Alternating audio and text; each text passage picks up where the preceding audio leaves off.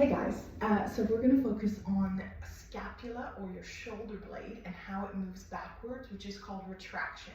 So we want that scapula shoulder blade to have free movement in all planes, and really it should freely move out along your rib cage on the back there. It's the second part of your shoulder. We have our glenohumeral joint and then our scapula or shoulder blade at the back there. And we want it to be able to move forward and back, up and down, and freely and at different angles. Your scapula should be able to do that at all different angles, right? So we're going to work on something called scapular retraction, and this is an isometric. We're going to try and get more retraction. So the goal here is to kind of eke out more range out of that shoulder. So we're going to use something like a block, and we're going to use that. We're going to be on our hands and knees, and I'm going to put my hand on a block. So I'm going to either be in this position here, but really I want to focus, and the reason I'm on an angle here is so you can see.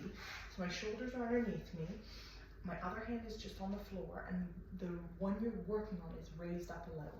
Your elbow is locked. If you need to help lock the elbow, you can rotate that hand out a little bit, but just focus on trying to get some load through this. So my other hand is just flat on the ground, and I'm trying to let my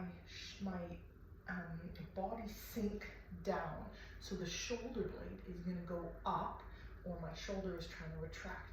I don't want it to go up towards my ear, I want it to go backwards. So backwards along the rib cage.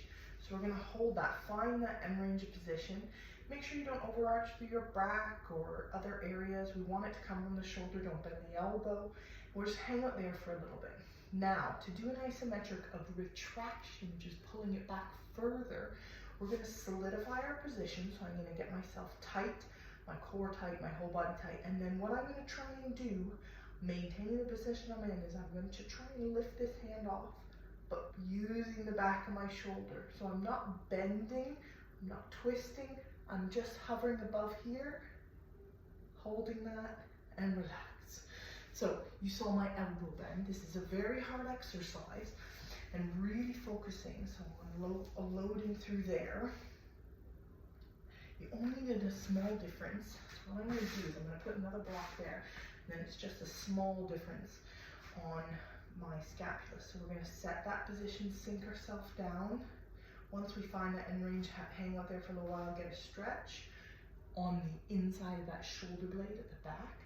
I'm going to then retract, so lock my elbow, I'm going to pull the whole thing back. That's a better set where I'm not bending my elbow, pulling back, hold for 10 seconds, and relax. See if you can sink a little further so your body comes further, but the arm stays dead where it is, and the motion is coming from behind the shoulder blade here. So your shoulder blade is retracting backwards. Try that if you're looking to get a little more motion through your scapula or shoulder blade, and check out part 2 of the protraction of the scapula, which is the going forward. Your scapula needs to do all of them, okay? See you again soon.